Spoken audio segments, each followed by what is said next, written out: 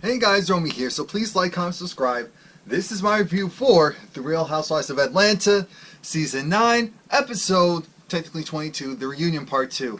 Now, Lord, this reunion Part 2, it threw me for a loop because the dynamics definitely changed. It starts off, though, with Portia. Portia is still talking about how she doesn't feel like she's getting the support she should get from the other ladies regarding really much of anything. And my whole viewpoint regarding that is this. At the end of the day, Portia feels like, anytime she tries to do something positive, they consistently go and, harp on her and, convince her that it's negative or look at the bad side of things. And here's the thing.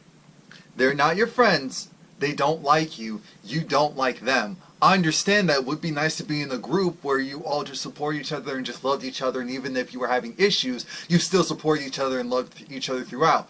That's how the show used to be. This current crop, that's not the case. And I can believe that Candy does act a little differently with Portia when it's just them one-on-one. In the past. Not after Portia lied on her. That's a different story. At this point, that's dead.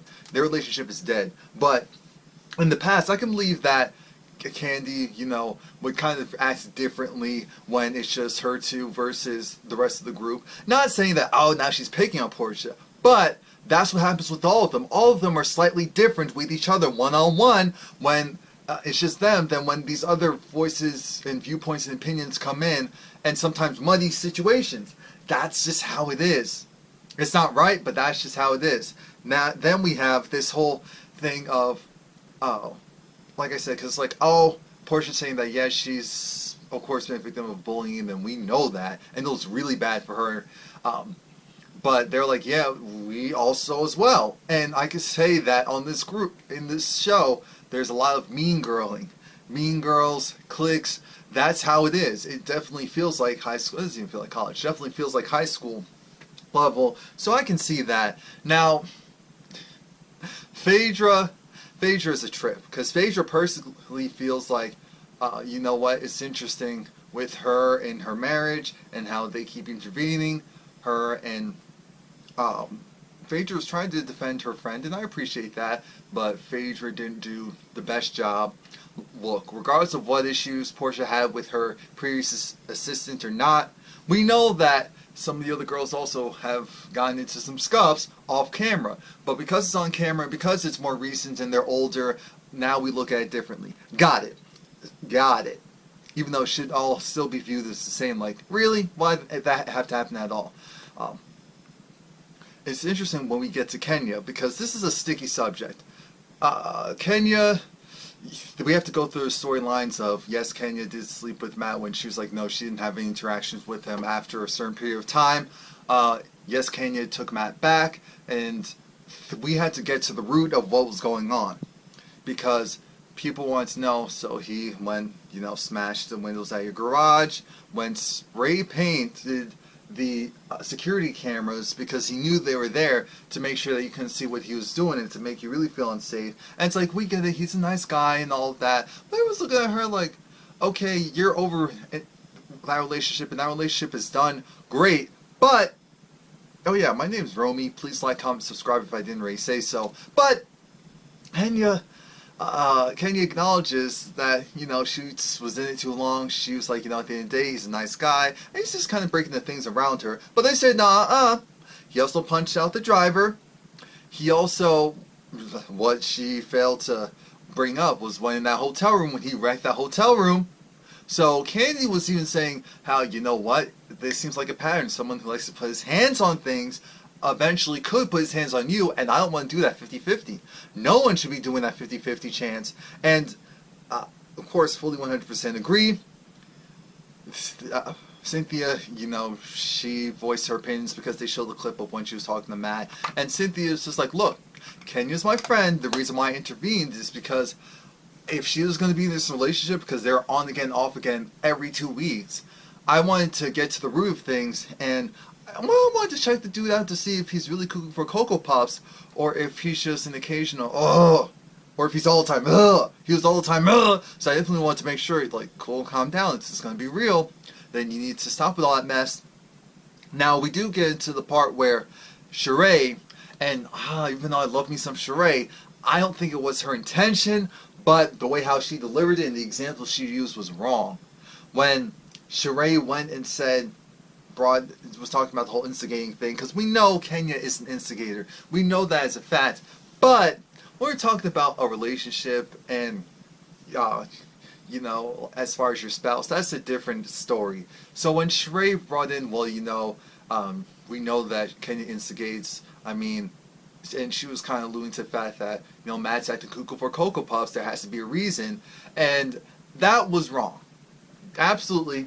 That was wrong. And I said, oh, and I know Sheree didn't mean that as in, well, if he hits you, then that's what happens. No, I know she didn't mean that, and she even said that, no, that's definitely not what she was trying to say. But how it ended up coming off because of the example she used, I said, no, Sheree. Because Sheree was trying to say, no, she was trying to relate to the group, and yes, that's what you were trying to do, but it wasn't the way that it should have been done. And that was the thing that everyone was like, because when Sheree was saying that, everyone had a look of,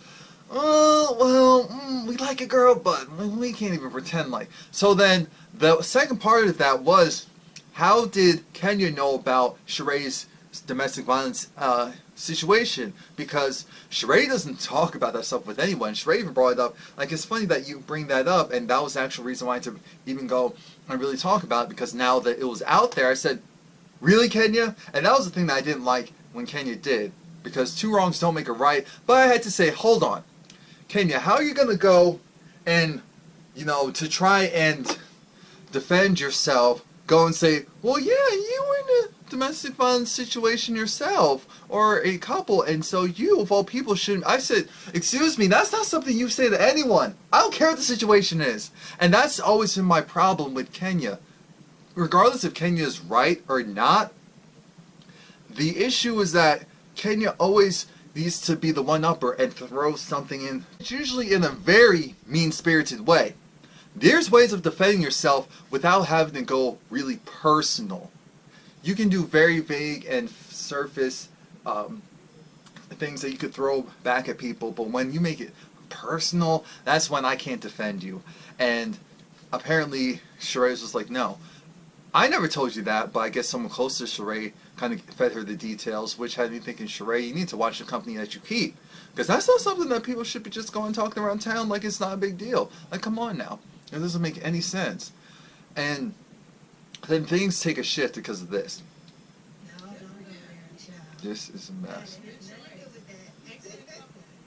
Yeah, because the situation was Matt went for whatever reason, and he decided, you know what, I'm gonna make Portia my, Woman Crush Wednesday, which we're all looking like, why? That doesn't make any sense.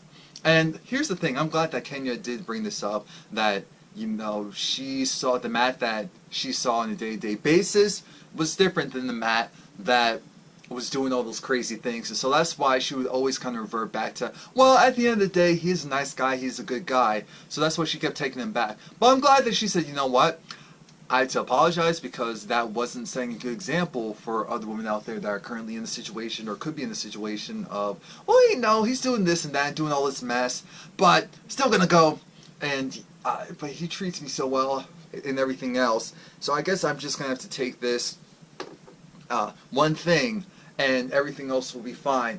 She said, no, that's not what you should do. I was wrong for kind of moving that way, and that was setting a bad example. I know some people are going to say, oh, well, she didn't really have to say that. That goes without saying. But no, I'm glad she did say that. We move on to some foolishness. We move on to the fact that Candy feels like Phaedra is going and doing these things with the restaurant to try and get the people down by the city to stop the restaurant's growth and development, these permits and all these random things that keep popping up that shouldn't be popping up. And it's funny, in one breath, Phaedra says, well, yeah, I do know some people down there no, I don't know. The people I know down there, they don't do that. And then she also said, well, yeah, if people come and tell me things, then it's not a big deal. And the reason why she was saying that was because of the whole Johnny situation. Candy's trying to figure out, why are you coming after me? Why did you need to represent Johnny every step of the way?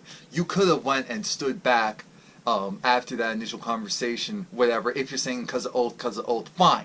But, and then that shady, what was it, $2.14 or something, and 10 cents, whatever it was, that shady amount that, because, so how'd you come up with that? And Phaedra's response was kind of like, well, and I forgot that she said how in the confessional, you know what, Candy, it's not like you went to school, so leave the law stuff to me. I said, well, so we're doing that. So we're doing that. How I feel that Candy, I guess at this point, has every right to feel like, you know what, I don't know if Phaedra's trying to sabotage me. On the other hand, I feel like Phaedra is probably thinking, wait a minute, this is the same person that, but then again, Candy did also feel like, oh, Phaedra might have called the feds on me when the whole Apollo situation, so this is kind of her MO when it comes to Phaedra, because the trust isn't there, so she doesn't hold Phaedra to the higher standard that Phaedra holds herself to, which is interesting. Very interesting. Now, Phaedra wanted to prove the fact that, you know, it's interesting how your mom can go and say those things and do those things and get a pass, but Mama Joyce, but my mother doesn't do that. No one else's moms go and do that mess. And she has 100% point. That's what we've been saying for years. Mama Joyce, she's entertaining and we like her a lot. But we can't have this whole situation of every time there's a situation because of how she feels about her daughter and she wants to go and protect her daughter, that she goes to these extremes, and it's not necessary.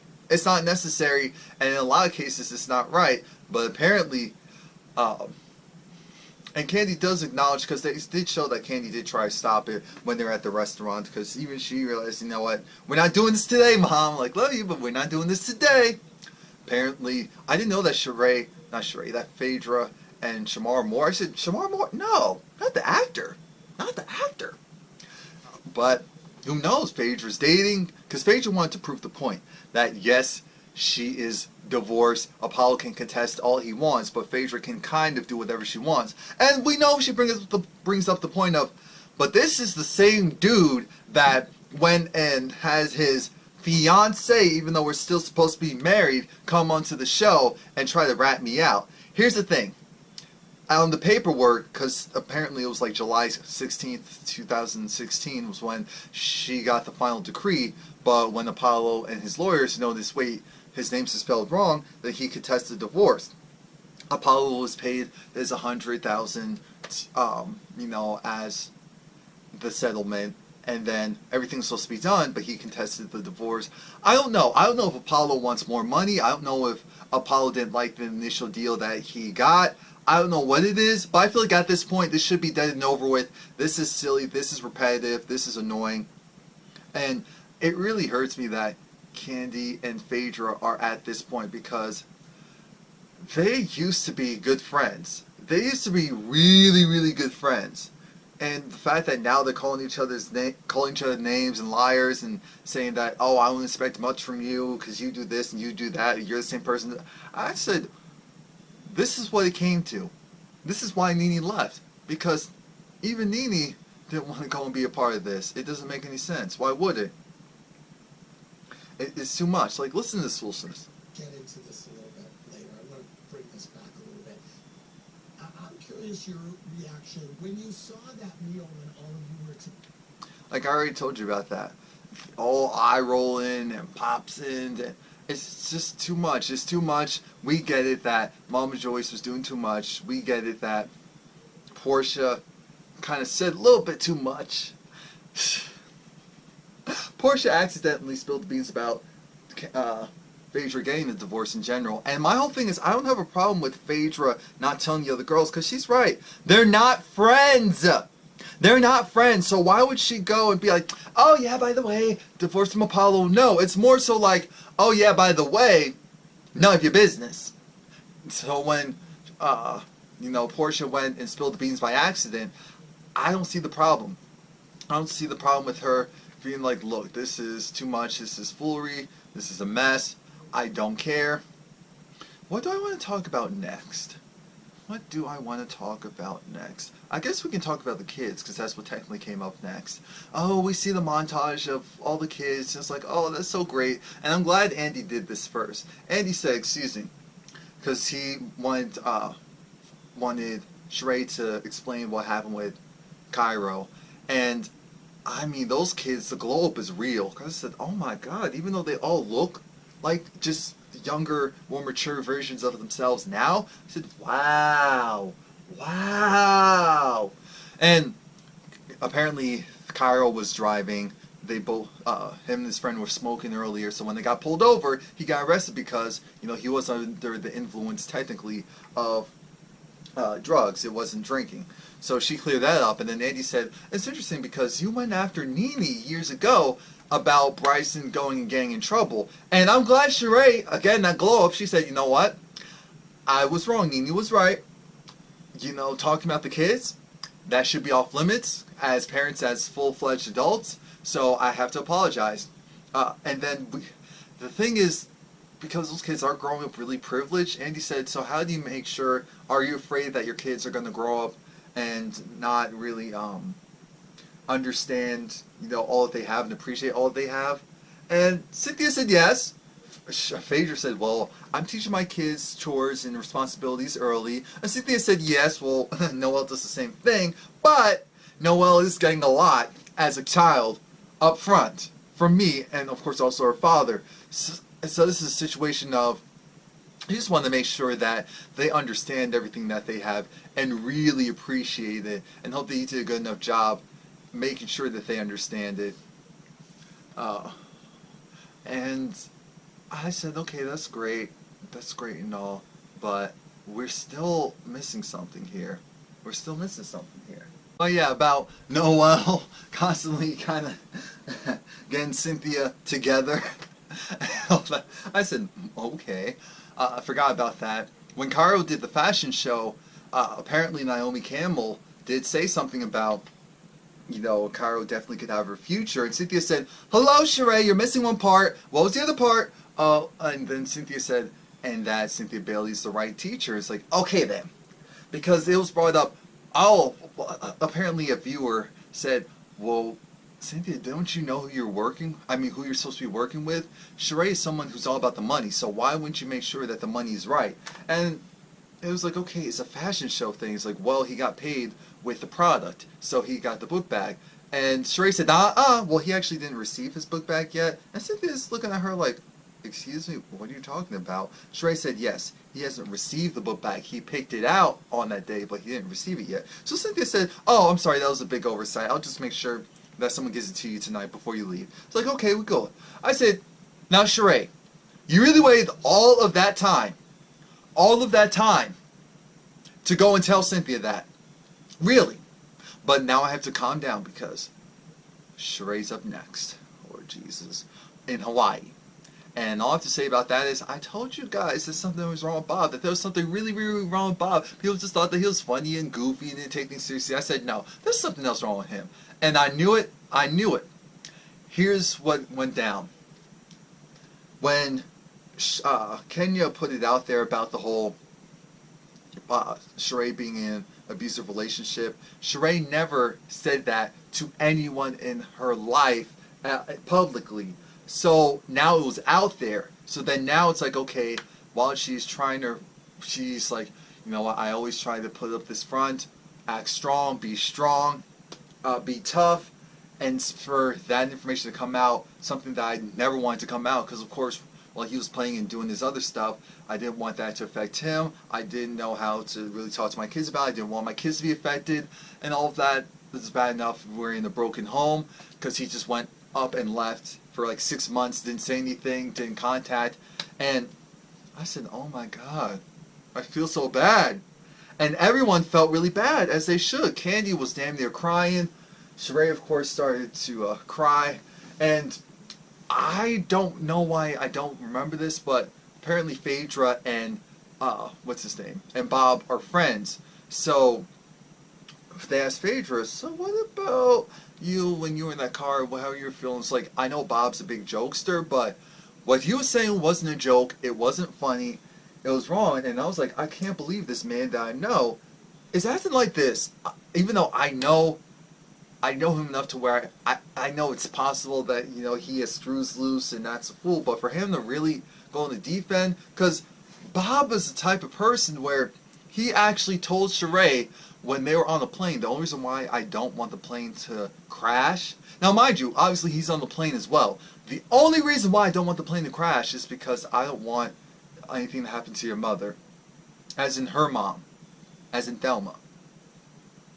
And he would do all this stuff all the time. And Sheree said it was mainly verbal, and of course that was mainly, but there were times where it was also physical, where they were like drag out fights, and of course looking at how huge Bob is, then, and it's like going through all of the previous years, now it makes sense why Sheree acted the way that she did, because there was always something on her heart that she was trying to hold in, and always kind of feel like the and the one upper and the in your face, and now I get it. I knew that there was something, I just didn't know what it was. And even though it hurts her and it hurts the rest of us to see this, and you know, Andy's just like, you know, Bob is here, so he'll be coming out. And I'm thinking, you don't have to warn Sheree, you have to warn Bob, because I know that the women, and also this, because all the women, all the men are gonna be like, this mother ever, like really. And Sheree never, like I said, she never told her kids. Her kids still don't know, at least at the time of the taping of the reunion, she still never told them. She says she doesn't even know if they really saw it. They haven't asked her about anything. So I'm just like, oh my God. I know some people are like, oh, we need to go. No. This is a situation where Sheree has spent at least the last 10 years keeping it secret. So that's what she knows how to do regarding this. She doesn't know how to be open and be vulnerable. That's why when she went on, what was it, I Don't Fix My Life, she wasn't ready. It wasn't time. It wasn't time because Sheree was still holding on to something that hurt her deeply for all those years. And people are like, oh, well, why did you want Bob? Because I think she wanted real closure. And I think everything was meant to be, because if she didn't do it, then it probably still never will have came out. This was, I really feel like, you know, overall plan of the Lord for it to finally be out there so that she can go face it, tell him act the way that he did, her being like, okay, that's who you really are, got it, and move on. And I'm just happy that, you know, Cynthia was telling her, like, you know what, I know that you feel like you need to be Superwoman, but you don't have to be, you are a human being. She's like, for my family, I had to be, there's so many people that I have to take care of, you don't understand. It's like, yeah, I do understand, and that's why I'm telling you that there are people in your lives who really do love you and want to see you win, and something like that, you don't go in on alone, because trust me, there are people looking at you like, oh my God, this woman, she's doing all these things, she's so strong, and she's super brave for putting this out there. And everyone, like I said, everyone was consoling her, and even Kenya, because like again, Kenya, when it came to that, it was never trying to be malicious to Sheree, and I think Kenya does feel bad also because she was the reason why that was put out there. Regardless of why that whole argument occurred, she was still the reason why it was really put out there like that, on this huge platform for everyone to see and hear about. So that's when she was like, you know what? I support you. I don't understand your full situation, but I do know that at the end of the day, I feel for you and respect you. And Sheree was just acknowledging that there's people who walk up to her just like, oh my God, thank you. You're so strong for putting it out there and for speaking your piece. And then it's just like people in the store just crying for her, just going and hugging her. Because again, this is someone who we've just seen as a pillar of strength. Someone like, oh, what you got a problem? What you got a problem? Oh no you won't. Oh no you won't. And it's like, now we know why. And I always knew that there was something, I just didn't know what. And now I do. So, yeah, she definitely, like, we know she's talked to her daughters by now, but they're just saying, you know what, you need to talk to your daughters because they won't judge you. They'll probably look at you as even a stronger woman than they did before. And that was essentially part two. I mean, I know there are things that in detail that I kind of missed, like Phaedra trying to do that whole read of saying that what was it? That Kenya is like a condo being converted to a townhouse or something like that. But Kenya's like, Kenya said, "You're not gonna get me this time. You're not gonna get me this time. Not today." And everyone went to hug and support, Sheree. And that was it. That was it. Please like, comment.